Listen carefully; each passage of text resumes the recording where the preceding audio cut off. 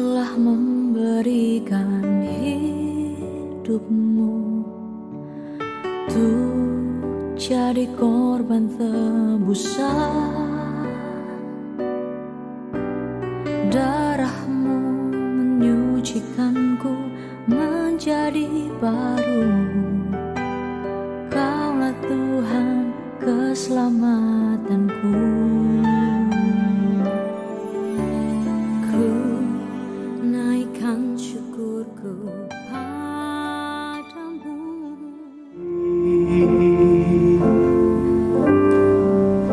Untuk menyembahmu,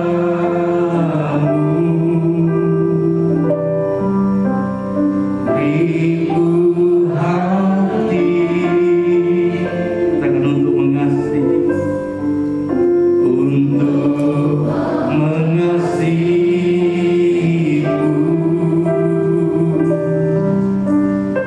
ribu hati memujimu dan mengasihi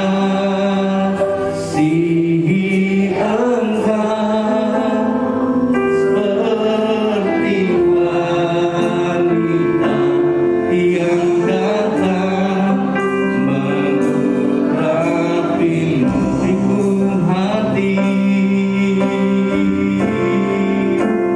ribu hati memujimu dan mengasihi Engkau seperti wanita yang datang mengurapimu. Naikkan sebagai doamu di hadapan Tuhan pagi hari ini. Ikut hati untuk menyembahmu. Rikabi hati Tuhan, ribu hati untuk mengasihimu.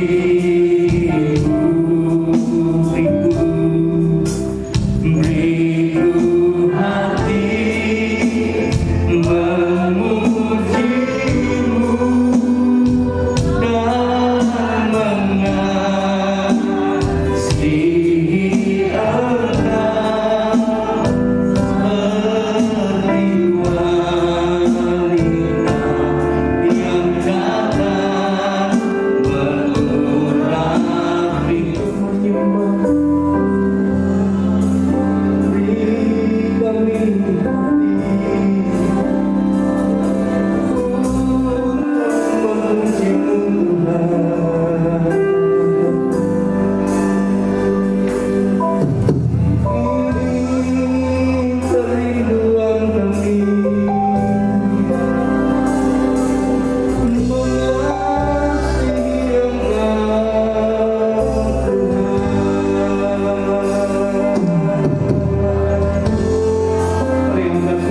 Mari kita menyembah Tuhan. Oh, kami meninggikan Engkau, Tuhan. Sebab hanya Kau yang layak.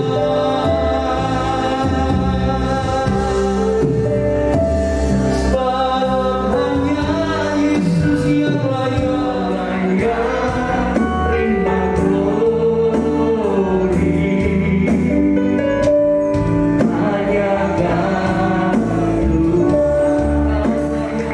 Biar pagi hari ini melalui Injil anugerah-Mu, Injil keselamatan, hidup kami semakin dikuatkan dan diteguhkan.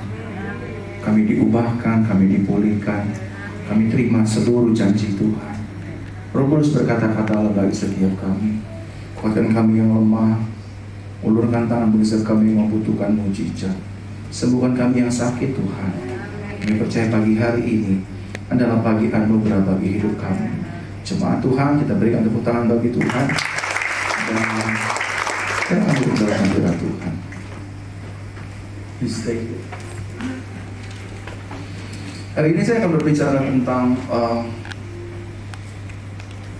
beristirahat di dalam Tuhan atau rest on grace. Sama-sama katakan dengan saya.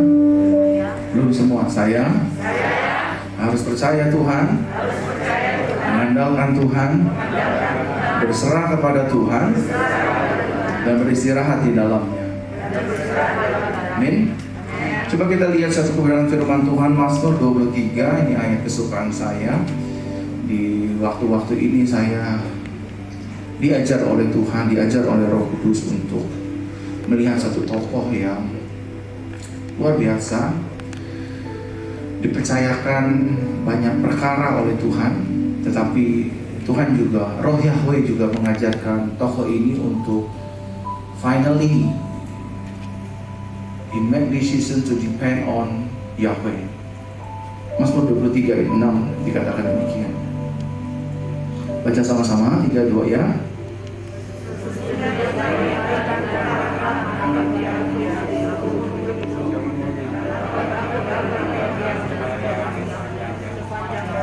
Dan aku akan tinggal dalam rumah apa Bapak Ibu? Rumah Yahweh sepanjang masa. Saudara tahu siapa yang menulis Tuhan adalah gembalaku? Ini adalah seorang pemazmur hebat, seorang fighter hebat, seorang man of faith yang hebat, yang memang seperti inilah faktanya. Dan bukan hanya itu yang saya sebutkan, tetapi he is a king. Dia seorang raja. Daud itu raja, saudara. Saudara tahu apa arti dari kata raja? Raja adalah pemangku atau pemilik jabatan di salah satu negara tersebut atau pemerintahan tersebut, yang dimana di dalamnya raja berhak atas seluruh kekuatan, manpower, dan sumber daya di dalamnya. Setuju Bapak Ibu? Raja, kebetulan kita republik dipimpin oleh presiden. Saudara tahu Raja Daud memiliki segalanya. Sama-sama katakan dengan saya, dia memiliki segalanya. Dia memiliki kehormatan, dia memiliki kemuliaan. Gak perlu dia pansos atau dia raja yang dikenal oleh warganya. Dan dia punya kuasa mau tunjuk siapa saja. Maaf, saya umpama. Dia punya kuasa, dia raja. Dan di dalam kerajaannya dia punya singgasana. Dia punya tahta, dia punya kedudukan yang sekali dia berkata, kasih makan rakyatku, kasih makan, itu pasti terjadi, saudara. Dan bukan hanya dia punya tahta, tetapi saudara dan saya nggak boleh lupa, seorang raja pasti punya pasukan yang hebat. Bukan hanya jenderal 1, 2, 3, 4, tapi dia punya segalanya. Dia punya pasukan pemanah, dia punya sniper, dia punya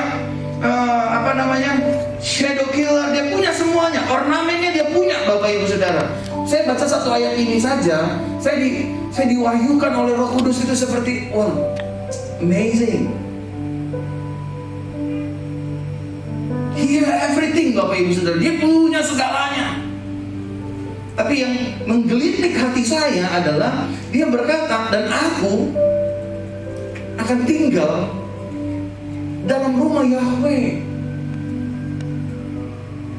Daud menyadari betul, Bapak Ibu Saudara, ketika dia jauh-jauh dari Yahweh, ketika dia tidak dekat dengan Yahweh, ketika dia tinggal dalam hadirat Yahweh, dia ngerti betul serangan demi serangan dari raja-raja lain, belum lagi dari keturunan Saul, setiap hari akan mengintimidasinya, setiap hari akan menyerangnya, dan lain sebagainya. Dia tahu, Bapak Ibu Saudara, sampai dia berkata, siapakah aku ini Tuhan, sampai Engkau mengangkat hidupku dan keturunanku sedemikian rupa. Kau berikan aku nama baik, Kau berikan aku kejayaan, Kau berikan aku istana ini, dan lain sebagainya. Tapi Bapak Ibu Saudara, Daud memilih tidak menggunakan semua ornamen ini.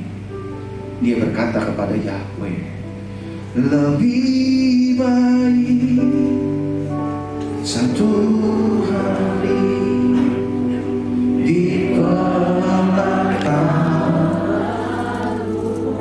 diajarin sama Tuhan sama Roh Kudus loh ayat ini. Seberapapun terkenalnya kamu, seberapapun famousnya kamu, seberapapun banyaknya deposito kamu, dwell in me, tinggal dalam, you are safe. Safe-nya ini bukan safe our future in heaven ya Bapak Ibu. Safe-nya ini safe in our daily activity. Kalau surga nggak usah diomongin, kemarin saya udah jabarin tuh panjang lebar. Betul? Dia jalan, dia kunci, dia pintu. That's it, enough. Nggak ada reason lain. Tapi safe-nya ini safe in our daily activity. Bukankah Bapak waktu bisnis, waktu usaha, waktu jualan, waktu pelayanan, bukankah ada orang-orang yang nggak suka sama kita? Rambut boleh sama hitam, hati siapa yang tahu? Betul? Betul? Rambut boleh sama hitam, darah boleh sama merah, tapi hati manusia nggak ada yang tahu. Waktu kita dwell in Yahweh, we are safe. Pendeta boleh tinggal pendeta, hati siapa yang tahu? Gereja boleh tinggal gereja, hati siapa yang tahu? Toh Tuhan mau kasih saudara dan saya bukan hanya ketenangan, pembelaan, dia kasih space untuk saudara dan saya bisa tinggal di dalamnya. Daud mengajarkan kita pagi hari ini, saudara, aku akan diam dalam rumah Yahweh. Terus nggak kerja dong Pak? Kerja. Bagian kita lakukan. Seperti Pastor Han di tempat ini, menggembalakan, melayani, pastoral care dan lain sebagainya, itu bagiannya. Tapi lebih daripada itu, lekas-lekas kita go back, balik lagi ke dia. Artinya dalam kegiatan setiap hari kita mengingat dia, we depend on him, kita ngandelin dia dan lain sebagainya. Nah, ketika Bapak Ibu Saudara dan saya, bukan karena sebab akibat, bukan, tapi ini karena Tuhan yang tarik kita, yang bertanggung jawab sama kita. Kayak udahan, lu jadi hidup lu jadi pendeta aja. Tuhan yang panggil kan itu pastor. Makanya alinea yang pertama akan jadi bagian milik kita. Sesungguhnya, sama-sama katakan dengan saya, sesungguhnya. Kebaikan apa Bapak Ibu? Ini kebaikan dan kemurahan siapa Bapak Ibu? Dunia atau Tuhan punya? Sesungguhnya kebaikan dan kemurahan. Apa Bapak Ibu? Shall will follow our life every day. Kebaikan dan kemurahan Tuhan akan ngikutin saudara. Saudara dijahatin orang, Tuhan yang bela. Saudara direndahin orang, Tuhan yang pulihkan nama baiknya. Lagi sepi COVID-19, jualan gak laku, Tuhan yang kasih berkatnya.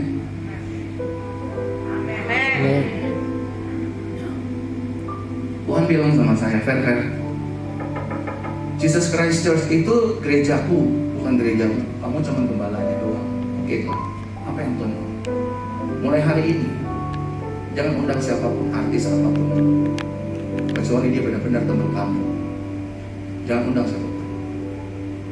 Kamu akan lihat bagaimana cara aku menarik jiwa. Hari ini ibadah kami sudah ada banyak orang udah hadir. Gembalanya nggak ada loh, tapi gembala agungnya ada di sana. Tepuk tangan buat Tuhan. Kita baru 6-7 kali ibadah. Saya udah deg-degan, Tuhan, bentar ini mau ngamuk nih sisi 1. Sisi sore masih kosong-kosong. Don't focus about that, just focus about me. Artinya Tuhan mau sama seperti saya, seperti Daud. Udah, rest in His mercy, on His mercy. Istirahat aja dalam kebaikan Tuhan. And trust Him and depend on Him. Percaya sama Dia, bergantung sama Dia.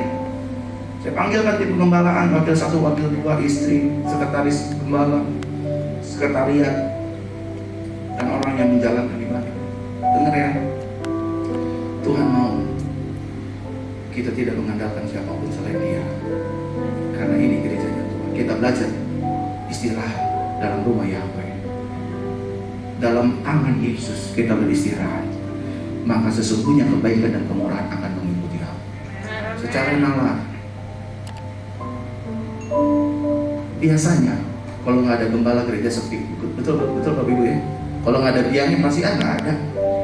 Oh, nggak ada Panseran de Simon, gereja sepi. Oh, nggak ada Pastor Benny, gereja sepi. Itu pikiran kita. Waktu gereja sudah mulai apa ya? Pinjam berapa ini? Tahan ya. Badanku cukup berat. Lagi naik 10 kilo jadi 90 lagi. Mandap sana. Enggak di sana. Nah, tahan ya. Badanku berat. When we depend on Him, dwell in Him, maka ini terjadi dalam hidup kita. Kebaikan, kemurahan selalu. Amin. Tuhan, saya mau kerja nih. Kerja aja. Gimana dong? Kamu begini. Kita masih melakukan bagian kita nggak? Masih. Tuhan, besok aku mau pelayanan nih 6 sesi loh. Jujur sampai tadi malam saya belum siapin khotbah apapun. Gimana Tuhan? Saya masih tunggu dia mau ngomong apa. Saya beresin dulu geraha 1, dapat keren sekali dari khotbahnya. Saudara bisa cek di rekamannya nanti.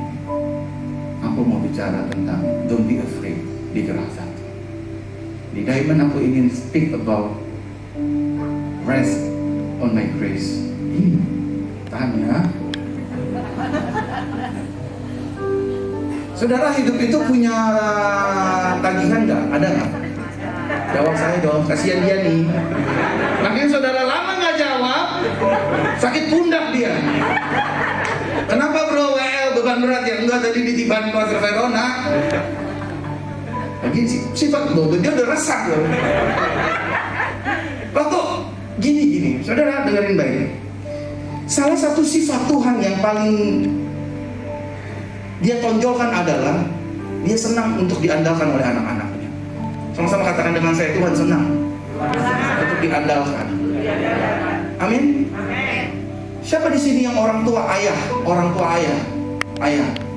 Udah jangan munafik deh, jangan Diamond deh. Ditanya orang tua ayah nggak ada yang angkat tangan, emang jomblo semua. Malu pas sama warna rambut, Pak. Ditanya di sini siapa yang orang tua ayah?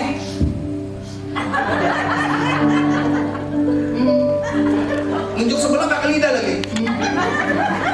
Cuman pasangan handong yang angkat tangan, orang tua ayah. Gini Bapak Ibu Saudara. Beberapa waktu yang lalu kan Bapak Ibu Saudara dihadiri Duta Kristus Pastor Andi Simon kan sudah didoain kesembuhan kan.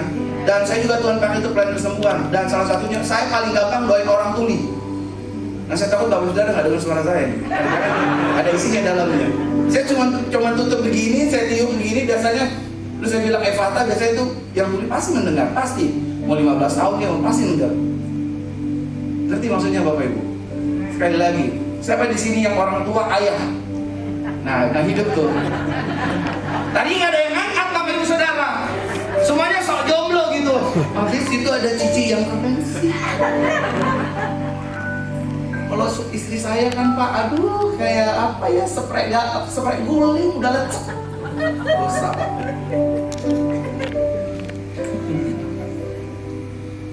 Tapi repot juga nih kalau contohnya dia nih.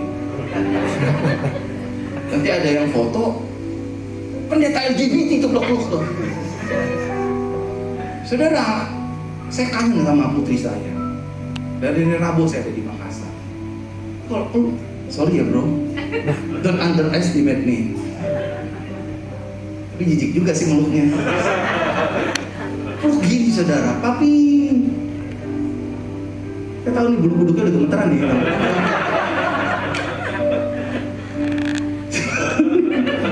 Saudara, sebagai seorang ayah dipeluk anak enak gak? Pastor anak enak gak? Pulang dari Israel lama kan 11 hari.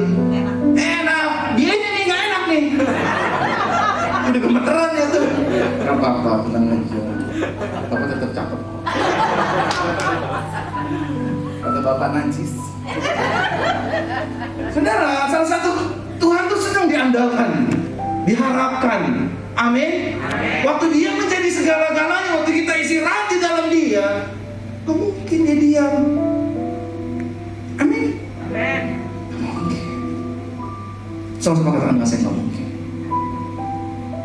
Waktu saya balik badan sekarang, Pak, aku sakit Pak. Kira-kira apa sebagai ayah yang baik?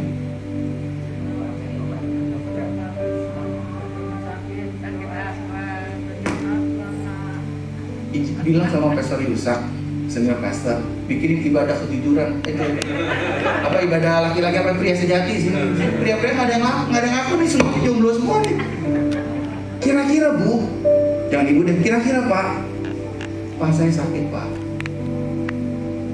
Ngomong apa kira-kira suami bapaknya? Gak ada jawaban. Belum ada yang punya anak semuanya. Aku akan bawa kamu ke dokter. I'll give you the best. Betul Bapak Ibu? Nah waktu saudara dan saya tinggal dalam dia, tinggal dalam Yahweh, saudara, sampai Daud tuh ngomong gini. Silakan duduk Pak, terima kasih. Dulu aku muda, sekarang aku sudah tua, tapi nggak pernah aku lihat anak cucu orang benar minta-minta roti. Nggak pernah. Kalau saudara, oh jago khotbah nih Pastor Verona, enggak. Aku ngalamin itu. Aku ngalamin. Aku tuh di sini, otakku tuh di Jakarta, saudara. Sebentar-sebentar WA, Pak Gem saya datangnya bawa 5 orang, Pak Gem saya datang bawa 7 orang, Pak Gem saya datangnya bawa keluarga, Pak Gem tolong ya, Pak Gem datang. Bayangkan, saya nggak berusaha keras untuk bagaimana menarik jiwa. Saya cukup berserah sama dia.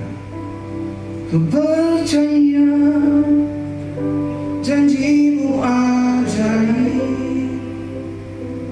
terukir dalam kehidupanku. Dengan iman.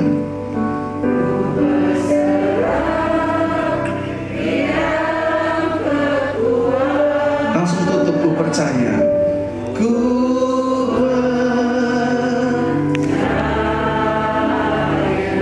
Percaya Tuhan, orang yang ngandelin Tuhan, orang yang depend sama Tuhan, orang yang rest sama Tuhan, gak dikecewakan bos, gak kecewa bos.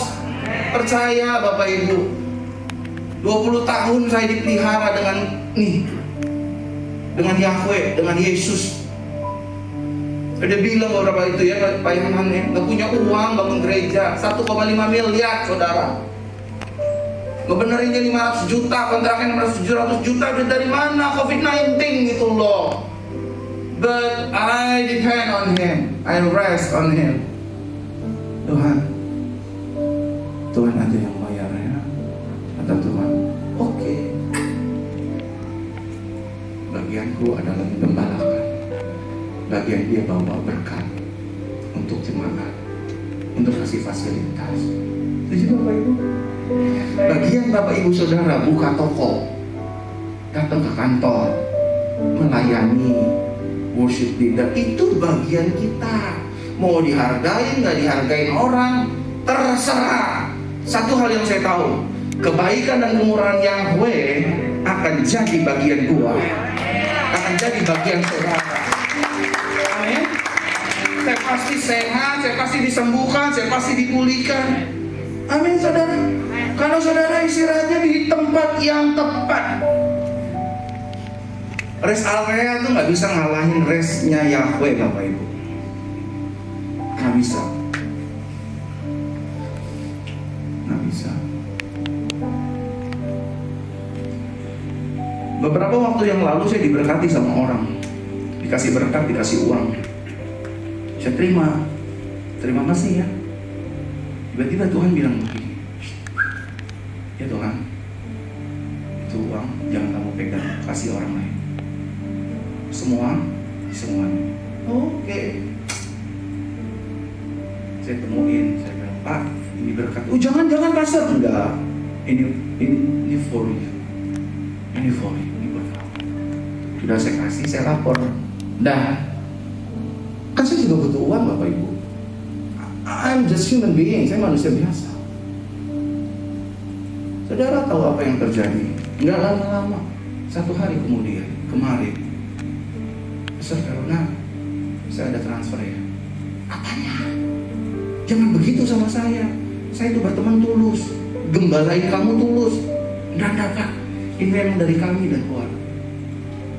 Saya nggak tahu nominal yang saya kasih orang itu, tapi saya tahu Tuhan Maha tahu untuk bagaimana cara menggantikan, karena kebaikan dan kemurahan Tuhan ngikutin hidup saya, ngikutin hidup saudara, ngikutin pelayanan saudara. Amin. Saudara nggak stres. Kenapa banyak orang Kristen stres, depresi? Karena coba berjuang dengan usahanya sendiri, coba berjuang dengan kemampuannya sendiri, coba berjuang, oh saya punya kenalan bupati, gubernur, jenderal, presiden. Bukannya nggak boleh, praise the Lord, praise the Lord. Tapi jangan. Saya akan merayakan ulang tahun saya ke 40 tahun Oktober ini. Usia saya tuh Bapak Ibu. Saya pikir saya punya kenal teman pengusaha, saya pikir saya kenal punya teman banyak jenderal, politisi, selebriti, semua hampir saya kenal di Jakarta Bapak Ibu. Dan semua rata-rata hampir berteman dengan saya. Tapi saya memposting di sosial media hanya paling satu dua, nggak semua saya posting. Karena saya nggak enak gitu. Saya pikir saya bilang sama istri, nih, aku mau celebrate yang ke 40 tahun, aku belum pernah dirayain.